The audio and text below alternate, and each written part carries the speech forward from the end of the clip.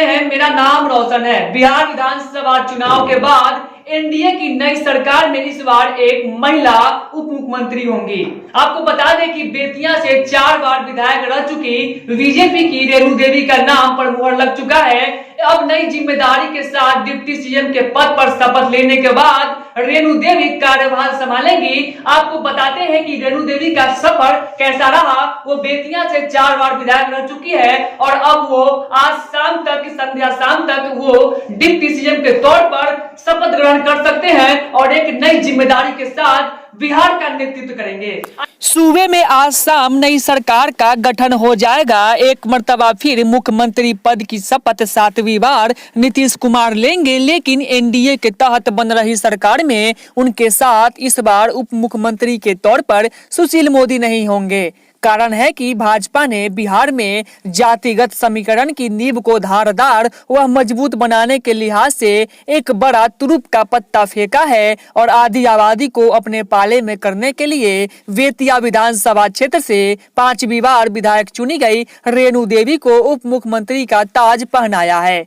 दरअसल बीजेपी द्वारा इस निर्णय के पीछे एक और मकसद महिला वोटरों को एक तरफा करना, क्योंकि महिलाओं ने लोकतंत्र के इस महापर्व में एनडीए के पक्ष में खुलकर वोटिंग की है। नतीजन कांटे की टक्कर के बावजूद एनडीए को सरकार बनाने का मौका मिला है। आरएसएस से जुड़ी रही रेणु देवी पश्चिम चंपारण जिला के बेतिया की स्थायी निवासी रेणु देवी का जन्म 1959 में हुआ और बाल कन्या से ही उनका जुड़ाव आरएसएस से रहा है। 31 वर्ष से वह बीजेपी से जुड़ी हुई है, लिहाजा जिला और प्रदेश महिला मोर्चा के पद को संभाला है। सबसे पहले 1995 में बीजेपी ने इनको नौतन विधानसभा से अपना उम्मीदवार बनाया था, जहां इनको हार का सामना करना पड़ा था। इसके बाद वर्ष 2000 में बीजेपी के टिकट पर इन्होंने विधानसभा बदलकर बेतिया से चुनाव लड़ा और पहली जीत का स्वाद चखा। तब से ये लगातार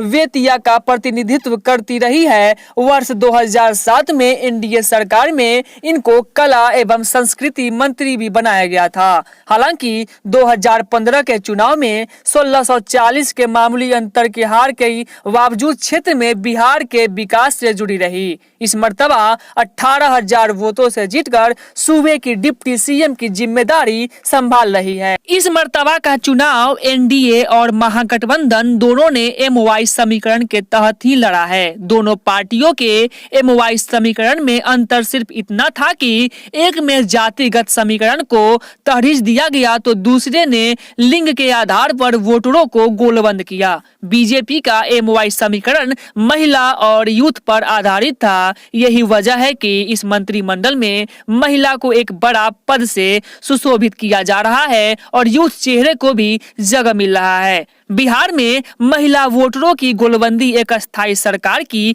पटकथा लिख सकती है, यह इस चुनाव में साबित कर दिया है। ऐसे में बीजेपी ने बेतिया से 5 मर्तबा विधायक और चुनाव पूर्व भाजपा की राष्ट्रीय उपाध्यक्ष रह चुकी रेणु देवी को एनडीए सरकार में उप मुख्यमंत्री का पद देकर एक बड़ा दांव साधने की कोशिश की है। चूंकि रेणु देवी अति पिछड़ा वर्ग से आती है और अब तक के राजनीतिक जीवन में अति पिछड़ों खासकर नोनिया, बिंद और मल्ला जाति पर अच्छा प्रभाव बना रही है। ऐसे में राजनीतिक गलियारे में बीजेपी के इस निर्णय की चर्चा जोरों पर है कि भाजपा ने अति पिछड़ों सहित महिलाओं को अपने पक्ष में गोलबंद करने के लिए यह निर्णय लिया है।